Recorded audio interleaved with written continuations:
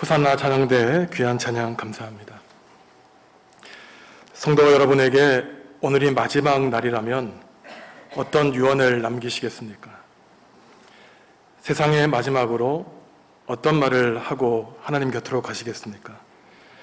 화면에서 보시는 종이는 2013년 경매에서 우리 돈으로 5억 1천만 원에 낙찰된 유언장 사본입니다.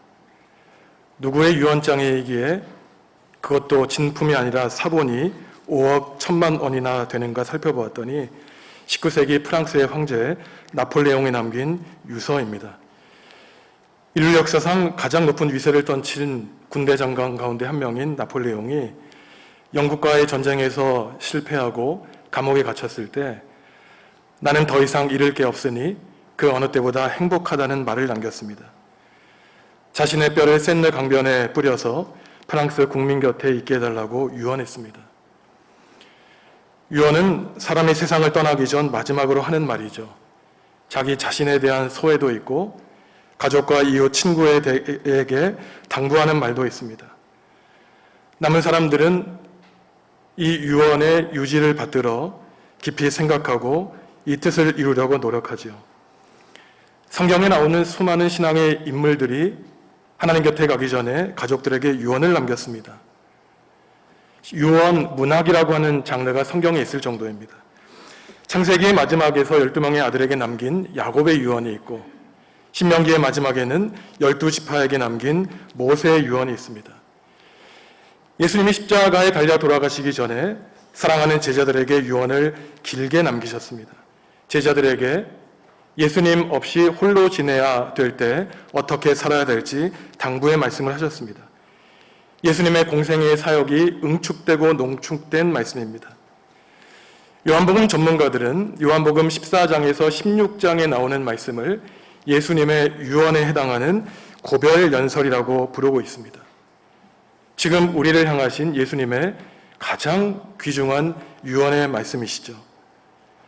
오늘 예배를 마치시고 댁에 돌아가셔서 반드시 꼭 한번 요한복음 14장에서 16절까지 우리를 향하신 간절한 예수님의 유언의 말씀을 읽어보시기 바랍니다. 그 가운데 첫 장인 요한복음 14장은 예수님의 제자인 도마와 빌립과 유다의 질문과 대답으로 이루어져 있습니다. 14장 초반부를 보시면은 예수님이 제자들을 떠나시면서 오히려 제자들을 위로하십니다. 내가 없을 것을 염려하지 말고 내가 아버지께로 가야 제자들이 유익할 것이라고 말씀하세요. 그 이유는 하늘 아버지께로 가서 제자들을 위한 거처를 마련하시기 위함이라고 말씀하고 있습니다. 이 말을 들은 제자 도마는 예수님이 가시는 길이 어디인지 모르는데 우리 보고 도대체 어디로 가라는 말씀입니까? 예수님의 말씀을 이해하지 못하죠. 이러한 도마에게 예수님이 유명한 말씀을 하시는데 나는 길이요 진리요 생명이니 나로 말미암지 않고서는 아버지께로 올 자가 없다고 바로 이 맥락에서 말씀하십니다. 예수님을 믿는 믿음 안에 하나님께 이르는 길이 있고 진리와 영생이 있다고 주님이 말씀하시죠. 이렇게 구체적으로 말씀하셨지만 제자들은 도대체 예수님의 말씀을 이해하지 못합니다. 나를 보면 하나님을 볼 수 있다고 예수님이 말씀하셨지만 그 다음 보시면은 빌립이 예수님께 나와 예수님 그렇게 말씀하지 마시고 직접 하나님을 우리에게 보여주십시오. 노골적으로 요구하고 있어요.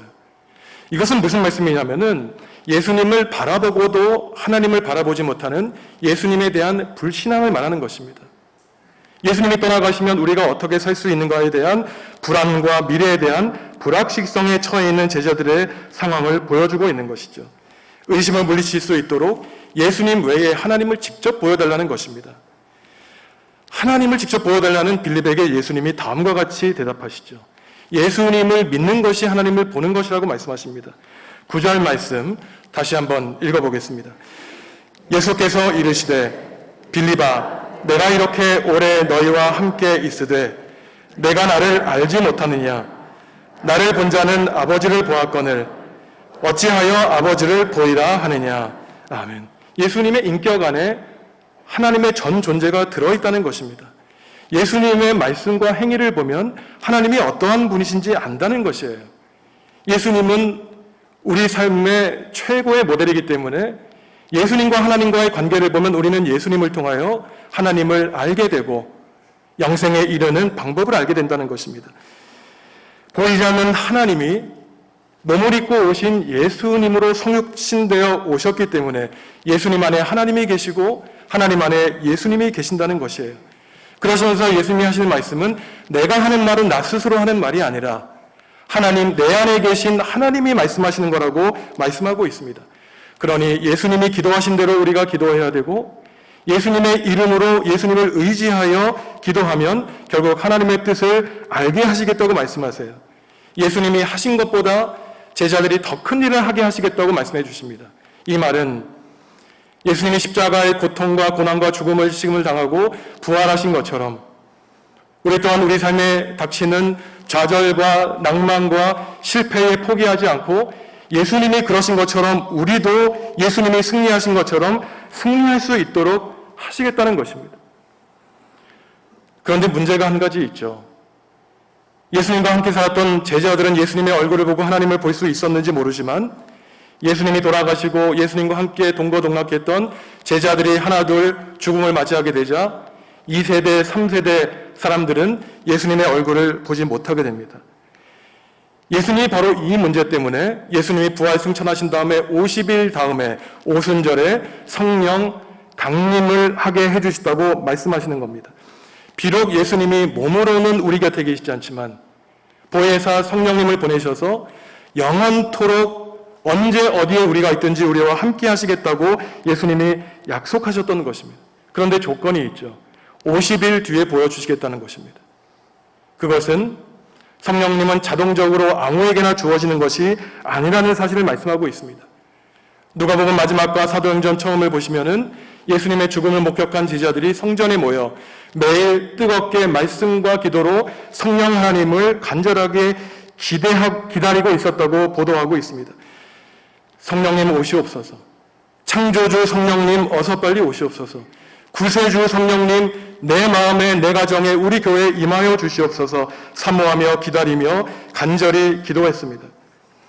사랑하는 예수님과 이별하여 절망과 낙심에 빠진 제자들이 이것이 우리 삶의 마지막이 아니라 우리에게 힘과 능력과 위로를 주실 성령님을 간절하게 기다렸던 것이죠. 특별히 요한복음은 이 성령님에 대해서 다른 보혜사라고 말하고 있습니다. 16절과 18절 말씀 큰 목소리로 읽겠습니다. 내가 아버지께 구하겠으니 그가 또 다른 보혜사를 너희에게 주사 영원토록 너희와 함께 있게 하리니 내가 너희를 고아와 같이 버려두지 아니하고 너희에게로 오리라. 아멘. 예수님은 비록 이 땅을 떠나시더라도 제자들에게 다른 보혜사를 성령님을 보내주셔서 늘 마음속에 우리 곁에 함께 하게 하시겠다고 약속해 주신 것입니다. 성령님이 우리와 함께 우리 안에 계시죠. 땅에 남아있을 제자들이 마치 고아처럼 버려지지 않고 성령님이 늘 돌보아 주시겠다고 약속하십니다. 그러니 예수님이 몸으로 떠나 성령님으로 우리와 함께 하시는 것이 지금 2022년을 살아가고 있는 우리에게까지도 유익이라고 말씀하시는 것이죠. 예수님을 몸으로 볼 수 없는 우리마저도 우리의 마음간에 보혜사 성령님을 모시고 살아가기 때문에 우리가 낙심되고 실망하고 쓰러지고 넘어질 때 성령님을 의지하여 다시 일어날 수 있는 것입니다. 성도 여러분들 그래서 매일매일 간절하게 기도하셔야 됩니다. 성령님 오시옵소서. 성령님 어서 우리를 찾아와 주셔서 힘과 위로를 주십시오. 성령님을 마음에 품고 사셔야 됩니다. 예수님은 이 성령님을 가리켜 다른 보혜사라고 말하고 있습니다. 보혜사라고 하는 말은 상담자, 위로자, 대언자, 대변자를 뜻합니다. 우리가 고민이 있을 때 성령 하나님이 우리에게 상담자가 되어주신다는 거예요. 슬프고 좌절하고 낙심된 일을 만날 때 보혜사 성령님이 우리를 위로해 주신다는 것입니다. 성령님이 대언자가 되어주셔서 우리에게 하나님의 말씀을 전해주신다는 거예요. 또한 요한서신을 보면 이 보혜사 성령님을 변호자라고 말하고 있습니다. 우리가 이 세상을 살아가면서 고의로 실수로 이러저러한 죄와 실수를 저지르고 살아가지만 보혜사 성령님이 변호사가 되어주셔서 하나님 앞에서 우리를 변호해 주시고 하나님께 용서를 대신 빌어주신다는 거예요. 그러니 우리는 두려움 없이 하나님 앞에 나아갈 수 있는 것입니다.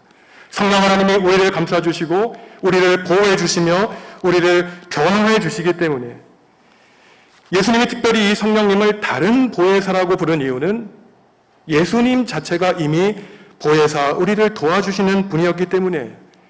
예수님이 몸으로 이 땅 함께 하시면서 우리에게 보혜사 역할을 하셨다면 예수님이 돌아가시고 하늘에 올라가신 다음에도 다른 보혜사이신 성령님이 우리 곁에 계셔서 우리 곁에 우리를 보호해 주시고 우리 가정 가운데 교회와 온 우리에 함께 하시겠다는 것입니다.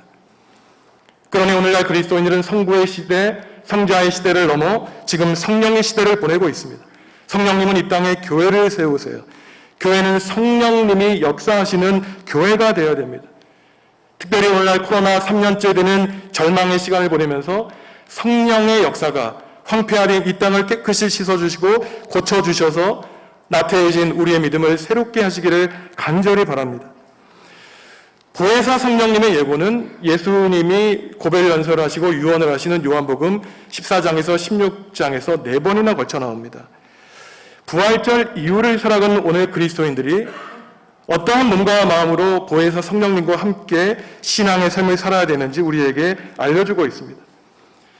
첫째 말씀은 우리가 이미 살펴본 것으로 예수님이 하나님께로 가셔야 성령님을 보내주신다는 것입니다. 성령님이 나 자신과 공동체를 찾아와 임재하시도록 기도하고 우리가 세상의 지배를 받는 것이 아니라 성령님의 지배를 받는 삶을 살도록 노력해야 된다는 것이에요. 둘째로 성령님이 하시는 일은 성령의 활동을 통해 제자들이 예수님이 하신 말씀을 기억하고 부활의 빛에서 진리를 깨닫게 하신다고 말씀하고 있습니다. 성령이 선물로 주어지는 것은 아무에게나 주어지는 것이 아니라 하나님이 선택하신 증인들에게 주어지는 것이죠. 우리가 지금 주님 앞에 나와 예배하는 것도 우리의 의지와 우리의 뜻대로 하는 것이 아니라 우리의 마음속에 역사하시는 성령님께서 하나님이 우리의 아버지임을 깨닫게 하시고 우리의 마음을 감동시키셔서 이 자리에 나와 예배하게 하신 것입니다. 우리 가운데 아무도 예수님을 눈으로 본 사람이 없지만 말씀을 읽을 때 감동을 느끼며 진리를 깨닫게 하시는 것이 바로 성령님이 우리의 마음과 지성을 다스리시기 때문입니다. 셋째로 성령 하나님이 하시는 일은 예수님의 지상에서의 사역을 계속 잇도록 하시는 일이에요. 예수님이 돌아가신 지 2000년이 지났지만 지금 우리가 교회를 위하여 하나님 나라를 위하여 하는 희생과 헌신은 성령 하나님이 우리로 하여금 예수님이 하신 일을 계속 잇도록 하는 것입니다. 앞으로 1000년, 2000년 이 땅의 종말이 다가오기 전까지 이 땅의 그리스도인들이 끊어지지 않을 것인데 그것은 다름 아니라 보혜사 성령님이 예수 그리스도의 지상의 사역을 잇게 하신 것입니다. 마지막으로 보혜사 성령님이 하시는 일은 예수님에 대해서 바르게 증언하게 하시고 참과 거짓을 분별하게 하십니다. 오늘 나오는 말씀인데 17절 말씀 함께 읽습니다. 그는 진리의 영이라 세상은 능히 그를 받지 못하나니 이는 그를 보아도 알지 못함이라. 그러나 너희는 그를 아나니 그는 너희와 함께 거하심이요 또 너희 속에 계시겠음이라. 아멘. 예수님은 이 보혜사 성령님을 진리의 성령이라고 여러 번 말하고 있습니다. 세상은 받지 못한다는 것이에요. 세상은 그를 보지도 못하고 알지도 못한다고 하고 있습니다. 진리의 영이란 성령께서 진리를 선포하시고 참과 진리를 우리에게 전달해 주신다는 것을 뜻합니다. 보혜사 성령님 진리의 영은 참과 거짓을 분별하게 하세요.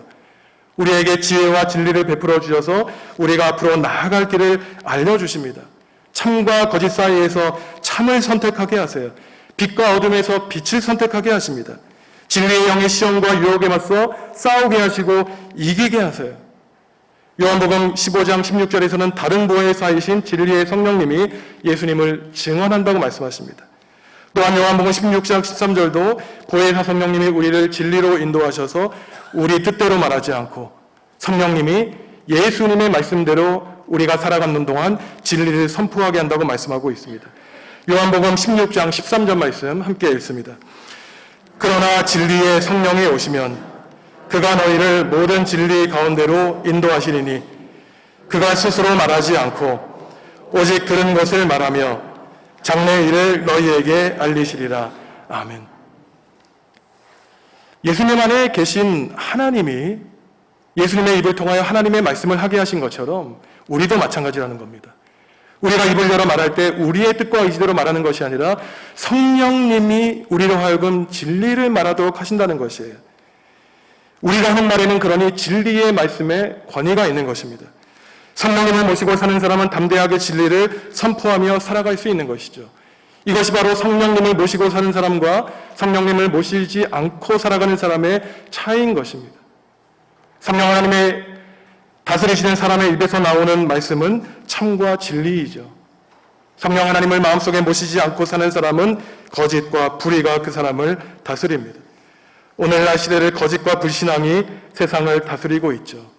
참과 거짓의 의미가 달라졌습니다. 나에게 유익한 것이 참이요 내게 불리한 것이 거짓이 되었어요.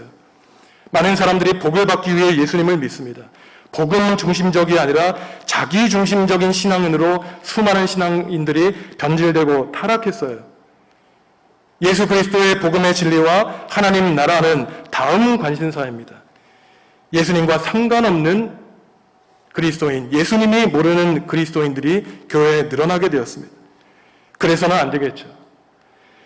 신앙인들의 본질은 참과 진실을 추구하는 구도자의 삶에 있습니다.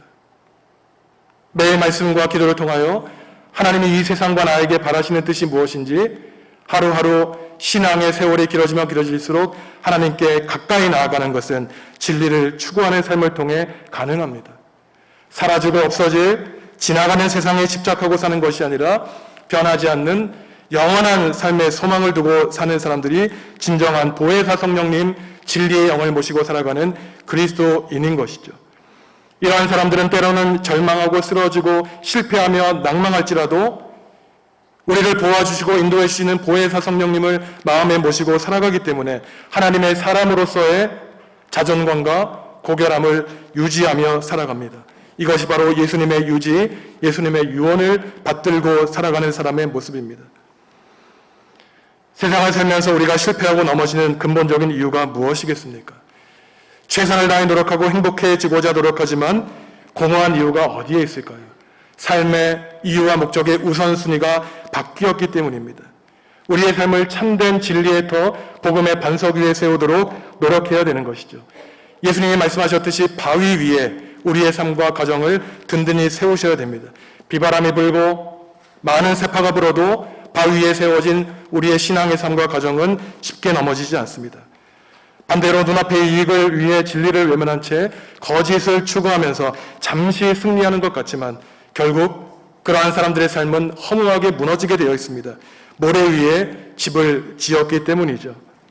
신앙인의 두 가지 축인 말씀과 기도로 성도들의 삶을 또한 가정을 든든하게 세우시기 바랍니다.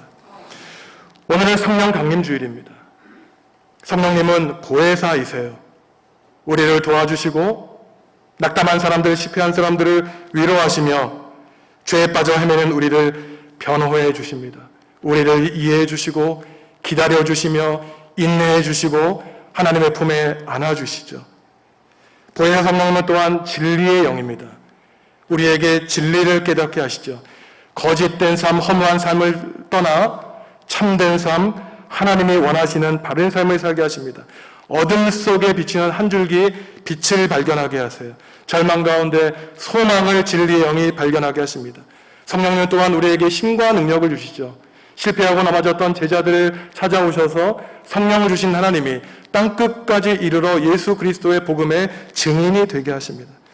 사랑하는 성도 여러분, 성령님을 마음에 모시고 성령님을 가정의 주인으로 모시고 능력 있는 삶을 사시기 바랍니다.